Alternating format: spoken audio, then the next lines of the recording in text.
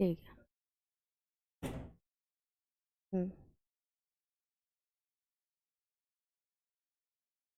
ठीक। हेलो बच्चों, तो आज की क्लास में हम पढ़ेंगे गैसियस स्टेट। और गैसियस स्टेट पढ़ने के लिए हमें कम से कम 2-3 फैक्टर्स के बारे में पता होना चाहिए। एक तो वॉल्यूम, और वॉल्यूम का इंटर कन्वर्जन कैसे करना है, आपको लीटर से मिलीलीटर में कैसे कन्वर्ट करना है। ओके, आपको सेंटीमीटर क्यूब दिया हो, ये सब बेसिक चीज़ें हैं जो आप पहले फर्स्ट चैप्टर आपका जो है उसमें पढ़ चुके होंगे। और उसके अलावा आपको और भी चीज़ें देखनी होंगी। 4 बेसिक चीज़ें हैं जो आपको देखनी होंगी: volume, pressure, temperature and number of moles. So there are some gas laws which are based on the factors कि हम एक चीज़ को constant रखेंगे for a fixed amount of gas और बाकी चीज़ों के बीच में जो रिलेशन है वो निकालेंगे, और उसके बाद में हम धीरे धीरे ऐसे करते करते कुछ conclusions पे पहुँचेंगे और उन्हें हम गैस लॉस कह देते हैं। और फिर उन सब के कॉम्बिनेशन से हम एक गैस लॉ, एक इक्वेशन को बनाते हैं जिसे हम कहते हैं idol gas equation. So today we are going to study about these things. Next चीज़, physical properties of gas. Since we are going to study about the gas laws, तो हमें फिजिकल प्रॉपर्टीज़ जो होती हैं गैस की उसके बारे में थोड़ा बहुत कुछ पता होना चाहिए। तो बहुत बेसिक सी चीज़ें हैं। ये हाईली कंप्रेसिबल होती है। इसका मतलब ये है कि इनके बीच में बहुत ज़्यादा इंटर एटॉमिक डिस्टेंस और इंटरमॉलिक्यूलर डिस्टेंस जो है वो बहुत ज़्यादा होता है। इनको हम कंप्रेस कर सकते हैं, पास ला सकते हैं, इनकी वॉल्यूम जो है वो डिक्रीज़ की जा सकती है, और ये बहुत हाई अमाउंट में कर सकते हैं in comparison with the liquids and solids. Next देखिए, exert pressure equally in all directions. अगर हमने एक पर्टिकुलर एक कंटेनर में गैस को रखा हुआ है, लेट अस सपोज ये हमारा कंटेनर है, ये हमारे गैसियस मॉलिक्यूल्स हैं। यहाँ पर ये कहना चाह रहे हैं कि ये जो हमारा गैसियस मॉलिक्यूल होगा ये हर पॉसिबल डायरेक्शन में क्या करेगा, प्रेशर एक्सर्ट करेगा, every possible direction. Okay, gases have much lower density than solids and liquids. Now for understanding this thing we must know कि जो density है वो होती क्या है. So density is denoted by small d. It is mass upon volume. For a given body or substance it is the mass by volume ratio, that is called density. तो यहाँ पर अगर हम इन तीनों चीज़ों को कंपेयर करें, सॉलिड्स को, लिक्विड्स को और गैसेस को, सॉलिड्स में आपके जो मॉलिक्यूल्स हैं वो बहुत ज़्यादा कॉम्पैक्टली पैक्ड होंगे। इसका मतलब कि इसका जो m होगा, ओके, मॉलिक्यूल का जो मास होगा वो ज़्यादा होगा, और इस रिलेशन से आप देख सकते हो कि density is directly proportional to the m। तो सीधी सीधी बात हो गई कि इसकी डेंसिटी ज़्यादा होगी। Okay, so that's why it is written here gases have much lower density than the solids and the liquids. Now coming to the fourth point, volume and shape are not fixed. जो हमारे gases होते हैं ना, इनकी volume और जो shape होती है वो fix नहीं होती, क्योंकि हम इसे जिस भी कंटेनर में डालेंगे वो उसका volume जो होगा उतना ही volume occupy कर लेगा, और साथ के साथ उसका shape भी जो है वो भी fix नहीं है। जैसा कंटेनर का shape वैसा हमारे गैस का shape। नेक्स्ट देखिए, now there are some laws which we are going to study. Okay, gas laws में हम सबसे पहले पढ़ेंगे Boyle's law, then Charles law, then Avogadro law, और उसके बाद हम जो मेन कंक्लूजन पे पहुंचेंगे that is our ideal gas equation.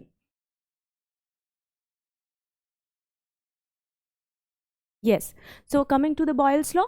अब बॉयल्स लॉ जो है वो ये कहता है, it is given by Robert boil. Okay, ये कहता है Boyle's law is a gas law which states that the pressure exerted by a gas of a given mass, this needed to be understood. Okay, given mass का मतलब यहाँ पर क्या है, given mass means given mass की fixed amount. यहाँ पर आपको जो अमाउंट दिया गया है गैस का वो फिक्स्ड है। अगर उसकी जो मास है फिक्स्ड है, अमाउंट है फिक्स्ड है, इट मीन्स जो उसके मोल्स हैं वो फिक्स हैं, और अगर मोल फिक्स हैं मतलब कांस्टेंट है, it means they are constant. So first thing we need to understand from this law is कि यहाँ पर जो हम बात कर रहे हैं गैस की, उसका मास हमें जो गिवन है वो एक फिक्स्ड अमाउंट है, इट मीन्स कि जो मोल्स हैं वो कांस्टेंट है। आइए नेक्स्ट चीज़ पर, kept at a constant temperature, यहाँ पे क्या चीज़ कांस्टेंट रखी गई है? Temperature, it is also constant. Then क्या होगा, आपकी जो गैस है, ठीक है, उसका जो प्रेशर है वो इन्वर्सली प्रोपोर्शनल होगा उसकी वॉल्यूम ऑक्यूपाइड से। So it simply says that for a fixed amount of gas at constant temperature, pressure is inversely proportional to the volume. So this is the thing which is stated here in the Boyle's law. Next ये कुछ curves हैं जो हम देखेंगे। इन curves को हम isotherms बुलाते हैं। इन कर्व्स को हम क्या बुलाते हैं? आइसोथर्म्स। रीजन क्या है? Thermal is the word which is related to the temperature, and isotherm means the line of the plot where temperature is kept constant. Here you can see this is a PV graph. Here this line is an isotherm because here temperature is kept constant. लेकिन यहाँ पर आप जो line देख रहे हैं, यहाँ पे डिफरेंट जो आपके PV हैं इनके लिए टेम्परेचर जो है वो कांस्टेंट दिखाया गया है। ऐसा क्यों? क्योंकि बॉयल्स लॉ में हमने अभी अभी पढ़ा था P is inversely proportional to volume. Pressure और जो आपकी वॉल्यूम है वो क्या है? एक दूसरे से इन्वर्सली प्रोपोर्शनल है। तो जब हम इस ग्राफ को प्लॉट कर रहे हैं और ये कर्व देख रहे हैं तो हमें सीधा सीधा ये पता चल रहा है कि जब प्रेशर हाईएस्ट पे है उस टाइम पे आपका वॉल्यूम लोएस्ट पे है। Okay, you can clearly see here, यहाँ पे लिखा हुआ है आइसोथर्मल एक्सपेंशन। एक्सपेंशन का मतलब क्या होता है? ये आपको एक गैस दी हुई है, उसकी वॉल्यूम बढ़ गई, एक्सपेंड हो गई। अगर उसकी वॉल्यूम बढ़ गई तो फिर वहाँ पर क्या चीज़ होगी? उसकी जो प्रेशर है वो डिक्रीज़ होगी। उसकी प्रेशर डिक्रीज़ क्यों होगी? क्योंकि भैया हमने अभी अभी तो पढ़ा है कि कांस्टेंट टेम्परेचर पर एक fixed amount means n, moles भी कांस्टेंट हो अगर, ओके, तो क्या होता है? ये होता है pressure is inversely proportional to the volume. अब आपकी वॉल्यूम बहुत ज़्यादा बढ़ गई तो आपका प्रेशर तो घट जाएगा ना। अब यहाँ पर देखिए आपकी वॉल्यूम कितनी बढ़ गई तो आपका प्रेशर घट रहा है। So this is how it behaves. जो आपकी गैस है वो इस तरीके से बिहेव करेगी और जब हम PV ग्राफ प्लॉट करेंगे तो कुछ इस तरीके का ग्राफ हमें दिखाई देगा। उसके बाद ये नेक्स्ट ग्राफ है, यहाँ पर आप देखेंगे अगर तो यहाँ पर क्या हो रहा है? सेम ही चीज़ है लेकिन यहाँ पर आइसोथर्मल कंप्रेशन दिखा रहा है। ठीक है, अब दोनों में डिफरेंस कहाँ पर है? यहाँ पर, यहाँ पर। ओके, ये कह रहा है कि वॉल्यूम जो थी वो पहले कम थी और वॉल्यूम बढ़ती गई, इट मीन्स एक्सपेंशन हो गया। अब यहाँ पर कह रहे हैं कि वॉल्यूम ज़्यादा थी। आप इस ग्राफ को देखिए, यहाँ पर वॉल्यूम ज़्यादा से कम, इधर वॉल्यूम ज़्यादा थी। ठीक है, पहले यहाँ पर से था कर्व और ये इस तरफ गया है और ये वाला कर्व नीचे की साइड आया है। You can see the arrow. तो वॉल्यूम जो थी ज़्यादा थी यहाँ पर और फिर जाते वॉल्यूम क्या हो गई? कम हो गई। या आप ऐसे भी देख सकते हो कि नंबर लाइन पे आप लिखते हो ना 1 2 3 4 5, तो सीधी सी बात है कि जो ये 5 है ये ज़्यादा है और यहाँ पर जो 1 है ये कम है और एरो ये बता रहा है कि हम 5 से 1 की तरफ आए। इट मीन्स कि वॉल्यूम डिक्रीज़ हुई। वॉल्यूम डिक्रीज़ मतलब कंप्रेशन। और क्योंकि ये सब हो रहा है कांस्टेंट टेम्परेचर पे तो हम इसे बुलाएंगे आइसोथर्मल कंप्रेशन। अब ये नेक्स्ट चीज़ और देखिए कि अगर हमें ऐसे कभी ग्राफ दिया हो, वैसे तो यहाँ पे लिखा हुआ है कि this is on this temperature, this is on this temperature and this is on this temperature, लेकिन अगर आपको कभी निकालना हो कि अगर आपको सिर्फ एक सिंपली ऐसा ग्राफ दे दिया जाए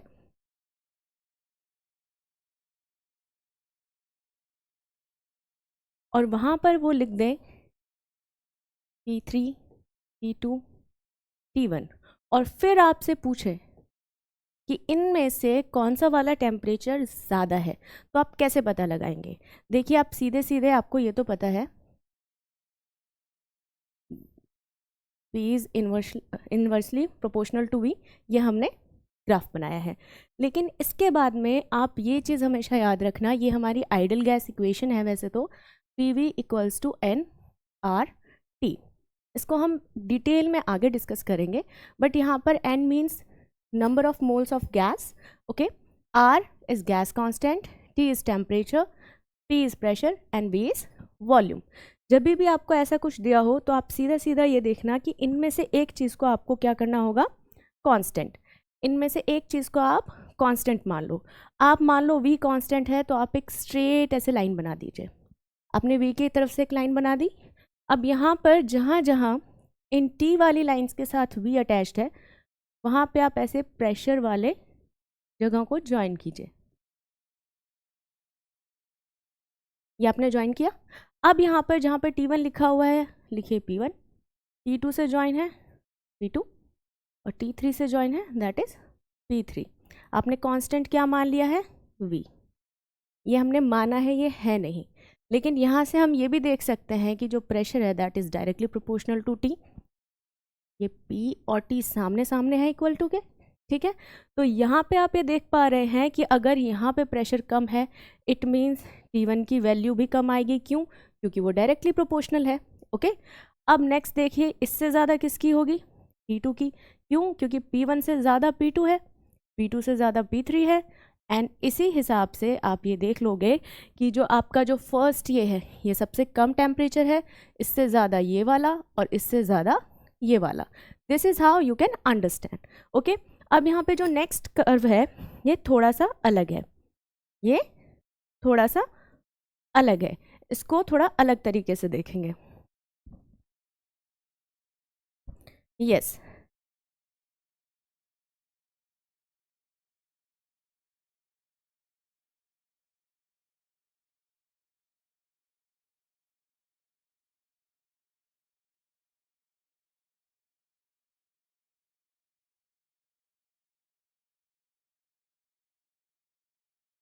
अब यहाँ पे देखिए आप, यहाँ पर इन्होंने ये जो ग्राफ दिया है that is between P and here it is 1/V। अब यहाँ पर भी आपको कुछ नहीं करना है, सेम चीज़ करनी है। आप सीधा वो आइडल गैस इक्वेशन वाली टर्म उठा लीजिए। आपको फिक्स्ड अमाउंट दिया है, टेम्परेचर, आपको देखना है कि इनमें से कौन सा ज़्यादा है। वैसे तो यहाँ पे लिखा हुआ है बट स्टिल अगर आपको देखना हो, ओके, तो आप क्या करेंगे, आपने फिर से वही करना है कि ये टर्म या फिर यहाँ पर इन्होंने दिया है 1/V, ये टर्म, इन दोनों में से एक चीज़ को कांस्टेंट मान लेंगे। आप इसको कांस्टेंट मानिए, ठीक है। आप कांस्टेंट मान के जैसे ही आप लाइन ड्रॉ करेंगे फिर से आप इसको क्या करो, इन P वाली लाइंस को फिर से टच करो प्रेशर वाले एरिया पे, और जैसे ही आप टच करोगे तो आप देख रहे हो कि यहाँ पर क्या हो रहा है, यहाँ पर आपका प्रेशर कम है, यहाँ पर ज़्यादा है और यहाँ पे और ज़्यादा है। तो आपकी वैल्यूज़ जो है इस ऑर्डर में आ जाएंगी। तो जब भी आपको ग्राफ पे देखना हो कि कौन सी चीज़ जो है कंपैरिजन करना हो कि T1 T2 T3 में से कौन सा ज़्यादा है, आप ये वाला ट्रिक यूज़ कर सकते हैं। Now coming to a question. The question says a balloon is filled with hydrogen at room temperature. It will burst if the pressure exceeds 0.2 bar. ये कह रहे हैं कि अगर प्रेशर 0.2 बार से ज़्यादा हुआ तो जो आपका बलून है जो आपका रूम टेम्परेचर पे भरा जा रहा है क्या होगा, वो बर्स्ट हो जाएगा, वो फूट जाएगा, कि इससे ज़्यादा टेम्परेचर आप नहीं भर सकते। नेक्स्ट चीज़ ये बोल रहे हैं if at 1 bar the gas occupies, ये कह रहे हैं कि जब प्रेशर आपका 1 बार था तो जो आपकी गैस थी वो कितना वॉल्यूम ऑक्यूपाई कर रही थी, it was occupying 2.27 litre. Up to what volume can the balloon be expanded, कि हम उसमें कितना वॉल्यूम और डाल सकते हैं कि वो फूटे ना। दिस इज़ द क्वेश्चन कि प्रेशर अगर 0.2 बार से ज़्यादा हो गया, एक्सीड हो गया, तो आपका बलून फट जाएगा। लेकिन आपके रूम टेम्परेचर पे जब अगर 1 बार प्रेशर हो तो इतना वॉल्यूम वो गैस ऑक्यूपाई करती है। तो यहाँ पर आपका टेम्परेचर कांस्टेंट दिया है, amount of gas is constant, ठीक है। तो आपको क्या करना है, आप लगाइए बॉयल्स लॉ। बॉयल्स लॉ कहता है P is inversely proportional to V, okay. it means PV is constant, here K is constant. It means that P1 V1 equals to P2 V2 equals to constant. So from here we can agree to this that P1 V1 equals to P2 V2. अब इनकी values रख दीजिए, हमें यहाँ पे V1 निकालना है, ठीक है, और हमें बाकी के टर्म्स दिए हुए हैं 0.2 bar V1 1 bar 2.27 metre. Okay, it is in bar, it is in bar. ये हमें दोनों सेम ही यूनिट में दिए हुए हैं तो कुछ चेंज करने की ज़रूरत नहीं है. तो V1 will be 2.27 bye 0.2 litre. इसको जब हम सॉल्व करेंगे तो हमारे पास आ जाएगा, इसको आप ऐसे भी कर सकते हैं अगर आपको पॉइंट हटाना हो, 100 2 है, ठीक है, by 2. Let me solve it here.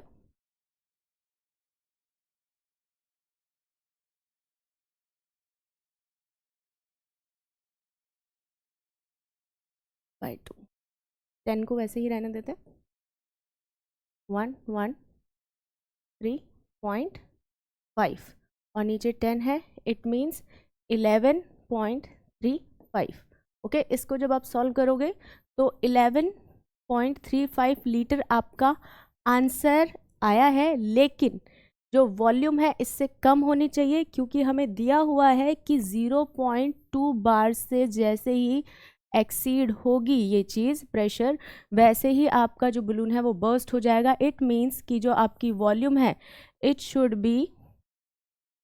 Be less than 11.35 litre. Next देखिए, what will be the volume of a given mass of gas at a pressure of 38 centimeter of Hg. आपको ये इन्होंने प्रेशर दिया हुआ है और पूछा है कि इस प्रेशर पे इसकी गैस की वॉल्यूम क्या होगी if it occupies 250 ml at a pressure of 114 centimetre of Hg.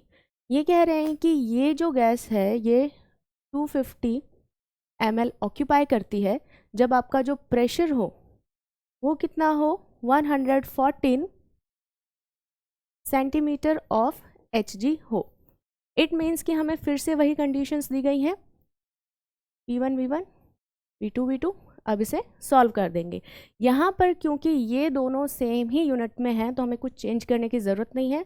जो हमारा आंसर है वो ml में आएगा, ये चीज़ हमें याद रखनी है.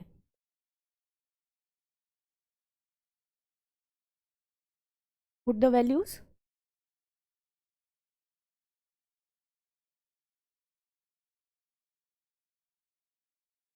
To 250 to 114.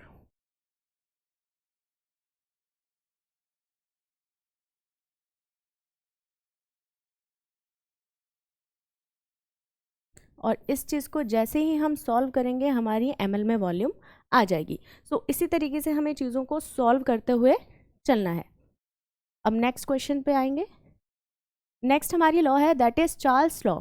ओके, इसमें हमें क्या बता रहे हैं, जैसे हमने फर्स्ट पढ़ी थी दैट वाज बॉयल्स लॉ, उसमें हमने क्या चीज़ कांस्टेंट रखी थी, उसमें हमने amount of gas that was fixed that was constant, और साथ ही साथ हमने क्या रखा था, temperature of the gas that was constant. यहाँ पर फिर से आप देखिए, for a fixed mass of gas, fixed mass of gas का मतलब है कि यहाँ पर आपका जो n है दैट इज़ कांस्टेंट. आपका जो n है वो कांस्टेंट होगा चार्ल्स लॉ में भी. और यहाँ पर आपका जो रिलेशन निकल के आएगा वो तब निकल के आएगा जब आप किस चीज़ को रखोगे कांस्टेंट, प्रेशर को.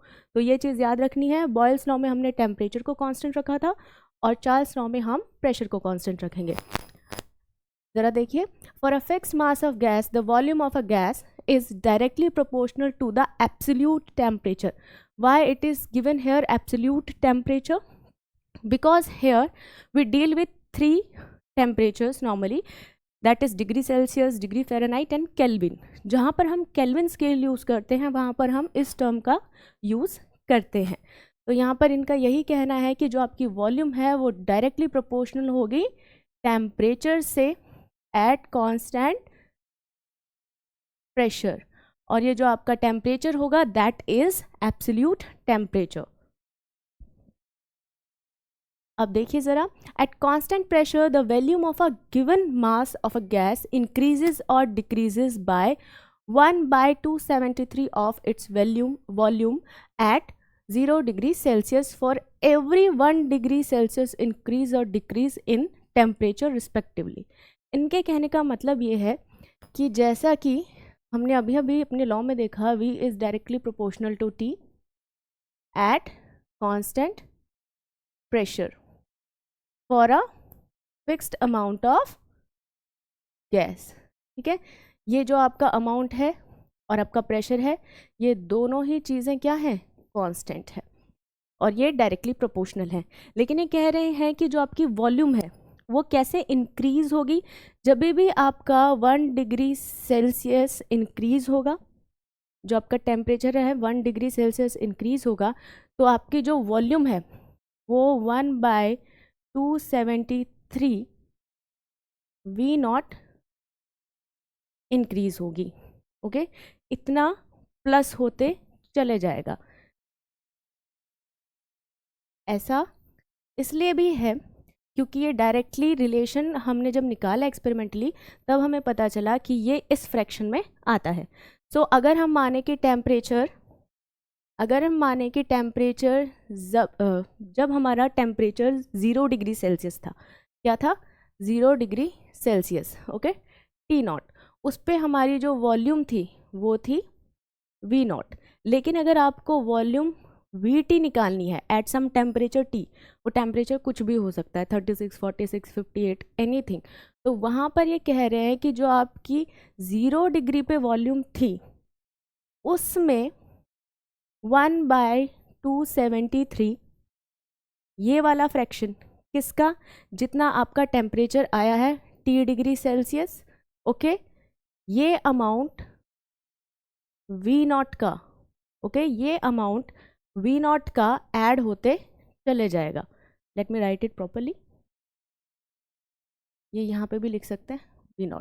ठीक है, कि V0 का ये वाला फ्रैक्शन जो है उस टेम्परेचर का जो मल्टीपल रहेगा उसके साथ में ऐड होता चले जाएगा। अब यहाँ पर आप इसे देखिए, अगर हम इसे सॉल्व करें, VT equals to V0, okay, 1 + T degree Celsius by 273, इसको जब आप एलसीएम लोगे it will be V0 273 plus degree C T degree C, okay.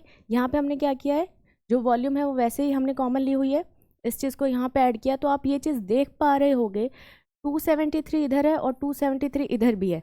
हम जब केल्विन स्केल और सेल्सियस डिग्री स्केल के बीच का जब हम रिलेशन निकालते हैं तो हम क्या करते हैं, बीइंग प्रिसाइज 273.15 प्लस जो भी हमारा डिग्री सेल्सियस में टेम्परेचर होता है उसे ऐड कर देते हैं। बट हमारे कन्वीनियंस के लिए हम 0.50 नहीं लिखते हैं, K + 273 प्लस डिग्री सेल्सियस ये टर्म यूज़ करते हैं। इट मीन्स कि अब हम इन टेम्परेचर्स को केल्विन में हम कन्वर्ट कर सकते हैं। ठीक है, तो हम इसको ऐसे भी लिख सकते हैं, it is T in Kelvin and it is T0. The capital T0 means 273, okay, and this temperature is in Kelvin, okay, जो भी आपका T डिग्री सेल्सियस में टेम्परेचर था उसको जैसे ही आप केल्विन में कन्वर्ट करोगे ये आपका रिलेशन आ जाएगा। और यहाँ से अगर आप सही से देखो तो रिलेशन जो आपको आ रहा है वो वही है, दैट VT by V0, इसको अगर आप नीचे ले जाओ equals to T1 by T0, जो हमने पढ़ा है अभी अभी चार्ल्स लॉ में। अब देखिए, how much does the volume of a gas increase if we increase the temperature by 1 degree. अगर हमने टेम्परेचर को 1 डिग्री से इंक्रीज किया है तो जो आपका वॉल्यूम था that was initial was V0 और जो आपका VT होगा, इट मीन्स कि हमने 1 डिग्री से टेम्परेचर को इंक्रीज किया है, तो कितना फ्रैक्शन हमने अभी अभी पढ़ा है, दैट इज 273 V0। ओके, ये आपका जो T है दैट इज 1। तो यहाँ पर आप क्या देख पा रहे हो, कितने फ्रैक्शन से बढ़ा ये, that is 1/273 of its volume at 0 degree Celsius. So this is your answer. Next देखिए जो आइसोबार्स हैं। ओके, आइसोबार्स हम किन्हें कहते हैं, नॉर्मली हम क्या करते हैं, हम जब भी कोई गैस लॉ पढ़ते हैं, जैसे हमने बॉयल्स लॉ पढ़ी तो हमने ग्राफ पढ़ा, फिर हमने चार्ल्स लॉ पढ़ा तो अब हम ग्राफ पढ़ रहे हैं। तो हमें ये देखना नॉर्मली कि जो हम ग्राफ प्लॉट करते हैं, जो भी आप ग्राफ प्लॉट करते हो, उस प्लॉट की जो लाइंस होती हैं उनको डिफरेंट कंडीशन पे डिफरेंट नाम से बुलाया जाता है। अगर हमने कांस्टेंट टेम्परेचर रखा हुआ है तो हम उसे बुलाएंगे आइसोथर्म, तो हम उसे क्या बुलाएंगे, आइसोथर्म बुलाएंगे। अब हमने यहाँ पर इस वाले लॉ में किस चीज़ को कांस्टेंट रखा था, प्रेशर को। जब हम प्रेशर को कांस्टेंट रखते हैं, हमने ये ग्राफ प्लॉट किया है, that is between volume and temperature, pressure is constant here, तो यहाँ पर हम इसे बुलाएंगे आइसोबार। किस चीज़ की बात हो रही है, लाइंस की, किनकी, इनकी, ये जो लाइंस है प्लॉट की, इन्हें हम आइसोबार्स बुलाएंगे। अब यहाँ पर भी अगर आपको ऐसे P1 P2 P3 दिया जाए और आपसे पूछा जाए कि इनमें से जो इनको इंक्रीजिंग ऑर्डर में लगाइए या डिक्रीजिंग ऑर्डर में लगाइए, तो आप फिर से उस आइडल गैस इक्वेशन पे चले जाएंगे। That is very very necessary to understand all this basic laws. Okay, हालांकि वो आती बाद में है लेकिन उसको हम यूज़ कर सकते हैं। तो यहाँ पर देखिए, फिर से वही देखेंगे हम, PV इक्वल्स टू nRT। ठीक है, प्रेशर हमने कांस्टेंट लिया हुआ है, दिस प्लॉट इज बिटवीन, हमें प्रेशर का ऑर्डर निकालना है, and this plot is between volume and temperature. Volume और टेम्परेचर में से हम किसी एक चीज़ को क्या कर लें, कांस्टेंट मान लें। तो हम वॉल्यूम को कांस्टेंट मान लेते हैं, क्यों, क्योंकि हमें पता चल जाएगा that pressure is directly proportional to temperature और ईजिली हम निकाल पाएंगे। तो हम वॉल्यूम को अगर कांस्टेंट माने, तो यहाँ पर अगर ऐसी लाइन खींच दी जाए और फिर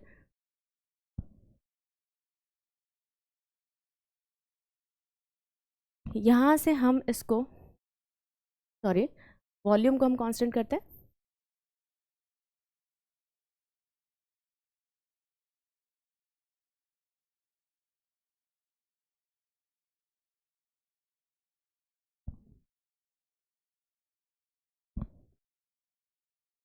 जब हमने वॉल्यूम को कांस्टेंट कर दिया तो अब हम यहाँ से इसे टेम्परेचर के साथ में ज्वाइन करना शुरू करते हैं। ये हमने करा, और जैसे ही आपने करा तो आपको पता लग गया कि ये वाली जो लाइन है ये यहाँ पर अटैच हो रही है, and this temperature is low. ये वाला जो आपका टेम्परेचर है that is T1, it is low, it is T2, it is T3 and it is T4। तो आपको T2, T3, T4 दिखा, और इसके बाद आप क्या देख रहे हो कि जो ये वाली चीज़ है ये सबसे ज़्यादा, इट मीन्स P4 सबसे ज़्यादा, और आपका रिलेशन ये निकल कर आ जाएगा। यहाँ पर हमें सिर्फ इन दोनों में जो आपका एक्स एक्सिस और वाई एक्सिस दिए हुए हैं, इसमें से किसी एक चीज़ को कांस्टेंट रखना है, और जो चीज़ हमें फाइंड आउट करनी है और जो चीज़ हमने कांस्टेंट नहीं रखी है उसके बीच के रिलेशन को हमें स्टडी करके इनके बीच का रिलेशन बताना है कि ये जो आपको चीज़ें दी हुई हैं P1, P2, P4, P3, ये किस ऑर्डर में है, इंक्रीजिंग ऑर्डर में है या डिक्रीजिंग ऑर्डर में है। नेक्स्ट देखिए, जब भी आपको चार्ल्स लॉ देखना होता है तो आपको मेनली प्रॉब्लम आती है कि जो प्रेशर है वो किस में दिया हुआ है, किस कंडीशन में दिया हुआ है, और आपको उसे कैसे चेंज करना है। आप देखिए, जो वन एटमॉस्फेयर होता है दैट इज़ अराउंड 1.01325 बार्स, इसको हम लगभग ऐसा ही मान लेते हैं that it is almost equal to 1 bar. तो ये चीज़ आप यूज़ कर सकते हो न्यूमेरिकल्स में, it is okay to use it अगर आपको रफ आइडिया लगाना हो। नेक्स्ट देखिए, 1 atmosphere is equals to 760 torr, it is equals to 760 mm of Hg। आप चाहें तो इसे ना भी लर्न करें, क्योंकि आपको अगर mm और सेंटीमीटर में रिलेशन पता है तो ये वाला आप निकाल सकते हैं। नेक्स्ट चीज़ आप देखिए, 1 एटमॉस्फेयर इक्वल्स टू 1.01325, ये वाली वैल्यू जो थी ये यहाँ पे आप बार के रिलेशन में देख रहे हो, इसको आप रफली 1 भी मान सकते हो। जब आपको चीज़ें सॉल्व करनी हो आप रफली इसे 1 भी मान सकते हो। और यहाँ पे आप देख रहे हो दैट 1 एटमॉस्फेयर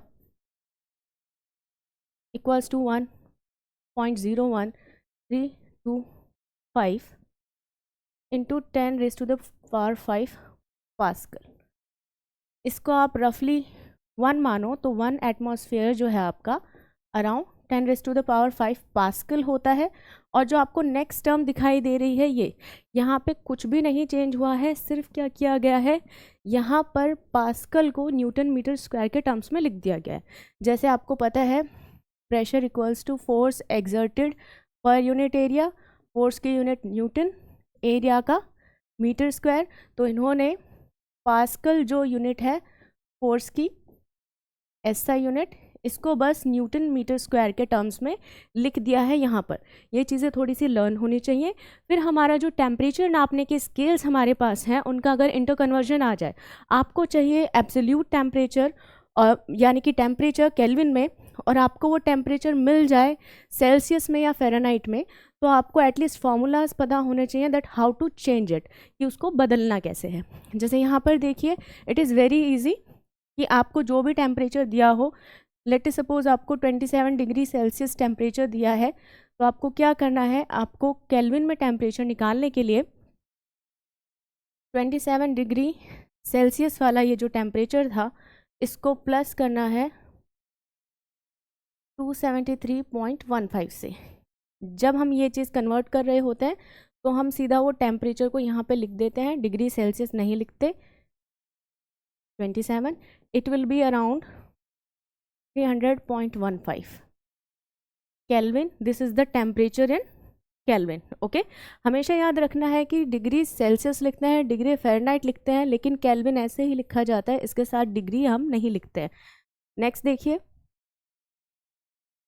नेक्स्ट एक क्वेश्चन है, at what temperature will a given mass of a gas occupy a volume of 75 litre.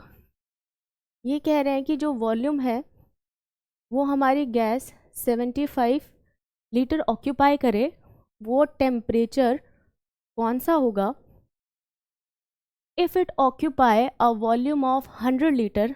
अगर वो ऑक्यूपाई करती है एक volume 100 litre at a temperature of 27 degree Celsius, pressure remaining constant. अब इन्होंने क्या किया है, हमें वही कंडीशंस दे दी हैं कि जो प्रेशर है आपका, योर प्रेशर इज कांस्टेंट, और आपको वॉल्यूम और टेम्परेचर दिए हुए हैं, ठीक है, और एक वक्त पे एक कंडीशन पे ये दिए हुए हैं, एक कंडीशन पे हमें निकालने हैं। तो यहाँ पर हम क्या करेंगे,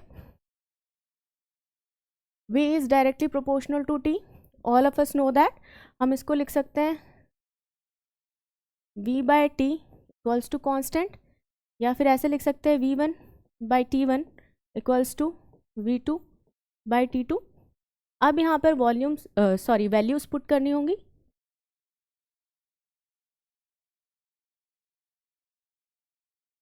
तो आपका V1 इन्होंने बोला है कि 75 लीटर, T1 हमें निकालना है, V2 आपका है 100 लीटर। अब यहाँ पे एक चीज़ आपको गौर से देखनी है कि यहाँ पर हमने बताया था that volume is directly proportional to absolute temperature.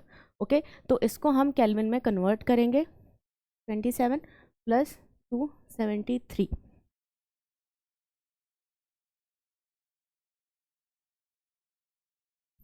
It is 300।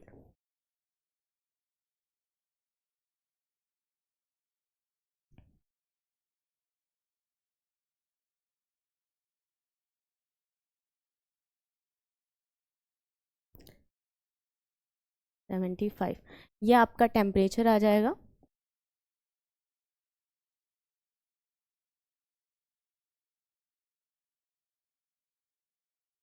ठीक है, यहाँ पर आपका जो V1 है वो आपका 75 लीटर था, V2 आपका 100 लीटर था, T1 हमें निकालना था, T2 आपका 300 केल्विन आया था।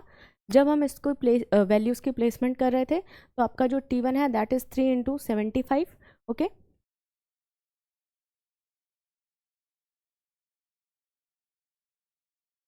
It is this much.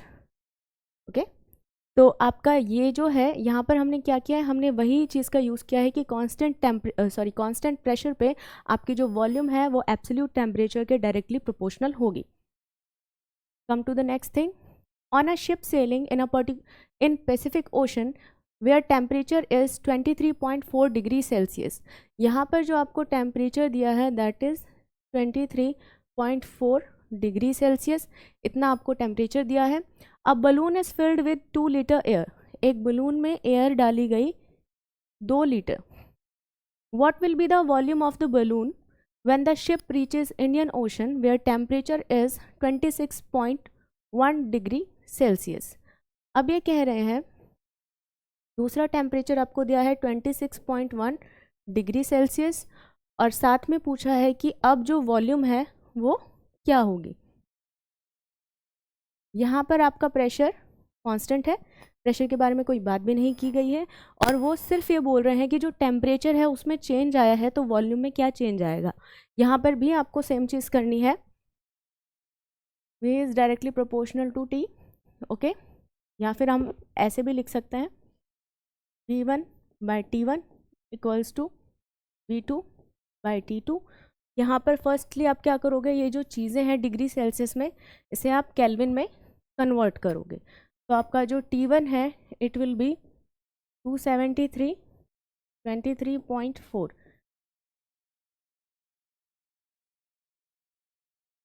It will B 296.4। जो आपका T2 है ये हो जाएगा 273 प्लस 26.1 299.1 केल्विन। आपका टेम्परेचर केल्विन में आ गया है, ये आपका T1 है, ये आपका T2 है। वॉल्यूम 1 आपको दी है 2, T1 आपका है 296.4, वॉल्यूम 2 आपको निकालनी है और T2 है आपका 299.1। वॉल्यूम 2 इक्वल्स टू ये चीज़ यहाँ जाएगी 2 इंटू 299.1 296.4। ओके, तो इसको अगर आप काटे भी गए तो इट विल बी अराउंड 1, तो it will be around 2 point something. Okay, तो ये आप कर सकते हैं सॉल्व, लेकिन एक रफ आइडिया निकालना हो तो आप ऐसे कर लीजिए, परफेक्टली निकालना हो तो आप कैलकुलेटर से कर लीजिए। नेक्स्ट पे आते हैं एवोगाड्रो लॉ। जो आपकी एवोगाड्रो लॉ है ये कहती है it states that equal volumes of all gases under the same condition of temperature and pressure. Same condition of temperature and pressure means your temperature and pressure both are constant, both are constant, ये दोनों चीज़ें क्या होगी, constant होगी। It states that equal volume of all the gases under the same conditions of temperature and pressure contains equal number of molecules। यहाँ पे equal number of molecules भी लिख सकते हैं या फिर moles भी लिख सकते हैं। इसका रीज़न ये है जो n होता है नंबर ऑफ मोल्स, ओके, एक मोल में मॉलिक्यूल्स का नंबर फिक्स होता है that is Na। Okay, that is Na, that is your 6.022 into 10 raise to the power 23। ये आपका एक मोल में इतने मॉलिक्यूल्स फिक्स होते हैं, ये कांस्टेंट होते हैं। तो अगर n मोल्स होंगे तो हम क्या करेंगे, इसको n से इस क्वांटिटी को मल्टीप्लाई कर देंगे। तो हम सीधा सीधा कह सकते हैं at constant temperature and pressure the volume of a gas is directly proportional to the number of moles of the gas present. Okay, so this is your Avogadro law. Next देखिए, यहाँ पर फिर से हम एक प्लॉट देख रहे हैं, लेकिन इस बार जो प्लॉट है यहाँ पर कंडीशन क्या है कि ये जो है कांस्टेंट है, यहाँ पर कांस्टेंट क्या है, वॉल्यूम। ओके, यहाँ पर कांस्टेंट क्या है, वॉल्यूम। आप देख रहे हो कि प्रेशर यहाँ पे बढ़ रहा है, यहाँ पे टेम्परेचर बढ़ रहा है, तो ऐसी कंडीशन जहाँ पे वॉल्यूम कांस्टेंट हो। Okay, each line of pressure versus temperature graph at constant molar volume is called isochore. यहाँ पर हर एक लाइन उस ग्राफ की जहाँ पर हम प्रेशर वर्सेस टेम्परेचर ग्राफ बना रहे हैं, लेकिन इन कंडीशंस पे वॉल्यूम कांस्टेंट है। सी देयर, यहाँ पे ये जो V1 V2 V3 ये आपस में इक्वल नहीं होंगे, क्योंकि यहाँ पर ये अपने इन गिवन टेम्परेचर्स पे कांस्टेंट है, ठीक है, लेकिन ये आपस में इक्वल नहीं होंगे, ठीक है। हो सकता है कि एक प्रेशर टेम्परेचर कर्व ऐसा आया हो किसी पर्टिकुलर कंडीशन पे, दूसरा ऐसा आया हो, तो यहाँ पर अगर V1 था ये V2 है, तो इस तरीके से ये लगाए हुए हैं। बट ये जो लाइंस हैं एट कांस्टेंट वॉल्यूम जो ग्राफ के प्लॉट पे आपको दिख रही हैं, these are called isochores, these are called isochores. Next देखिए, अब हम आते हैं आइडियल गैस इक्वेशन पे। Ideal gas equation is the combined form, it is the combined form of the three laws, okay, namely these are Boyle law, Charles law and Avogadro law.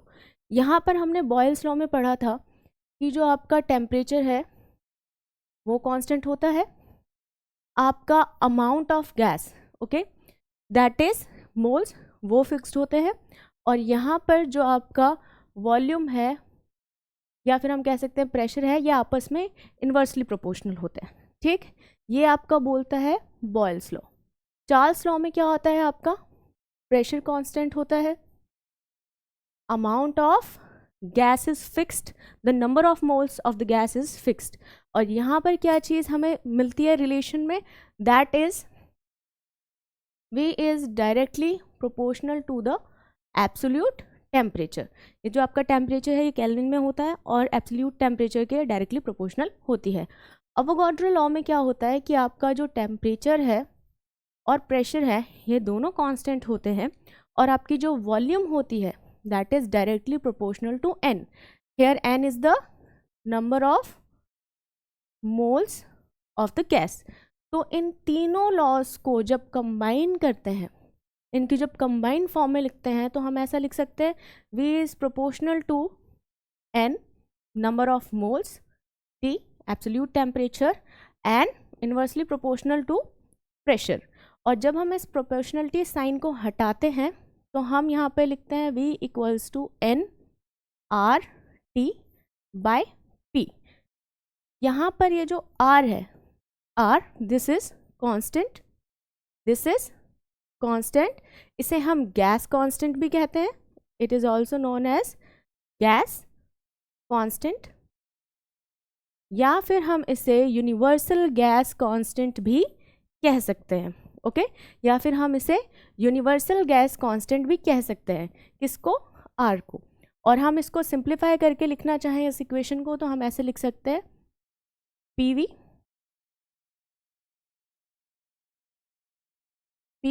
Equals to nRT। This is the form which we normally use, और इससे हम जो बाकी के तीन हैं उनके बीच में जो रिलेशन है इन्हीं से ये बनी है, that's why we were using it for understanding the other laws also.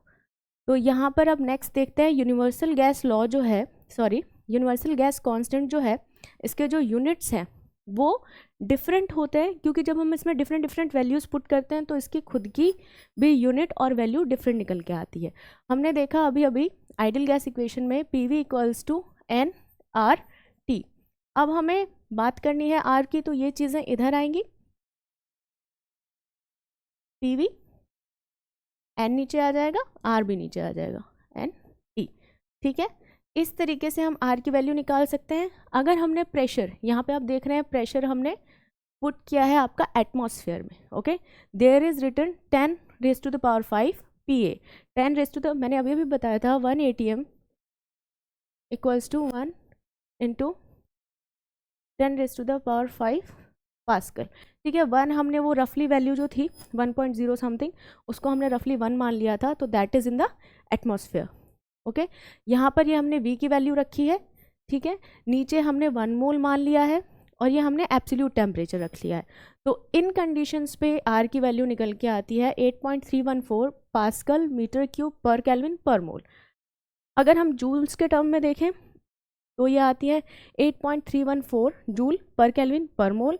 और जब हम यहाँ पर इसे एटमॉस्फेयर, लीटर और इन सब के टर्म्स में देखें तो यहाँ पर ये निकल के आती है 8.02578 इंटू 10⁻⁻² लीटर एटमॉस्फेयर पर केल्विन पर मोल। तो यहाँ पर जब हमें जैसी इक्वेशन दी जाएगी, जैसा क्वेश्चन दिया जाएगा, उसके अकॉर्डिंग हम आर की वैल्यू यूज़ करते हैं। नॉर्मली हमें क्वेश्चंस के साथ में आर की वैल्यू मिल भी जाती है, that use this value of R for solving down your question. Next देखिए, the temperature at which 1 mole N2 will occupy a volume of 10 liter at 2.46 atm। Okay, यहाँ पर ये कह रहे हैं कि अगर आप PV इक्वल्स टू nRT लगाएं, ठीक है, तो ये कह रहे हैं द टेम्परेचर एट विच, आपको टेम्परेचर निकालना है, आपको n इक्वल्स टू 1 दिया हुआ है, मोल आपका 1 है, it is occupying 10 litre, 10 litre volume occupy कर रहा है, और आपका जो प्रेशर है दैट इज गिवन 2.46 atm। ठीक है, तो आपको यहाँ से इन चीज़ों की जो वैल्यूज़ है यहाँ पर रखनी है और टेम्परेचर निकालना है।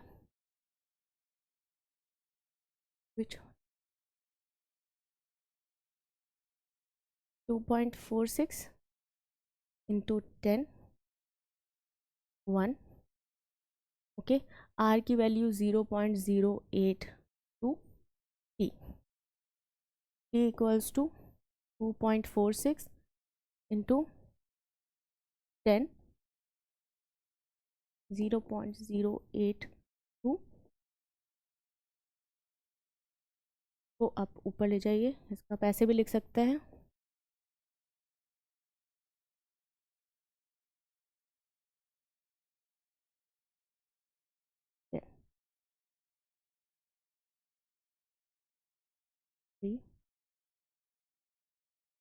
टी इक्वल्स टू ऑलमोस्ट 300, इसको हमने जब सॉल्व किया इट इज़ अप्रॉक्सीमेटली 300, तो आपकी वैल्यू हो जाएगी ये टेम्परेचर इक्वल्स टू 299.6 केल्विन।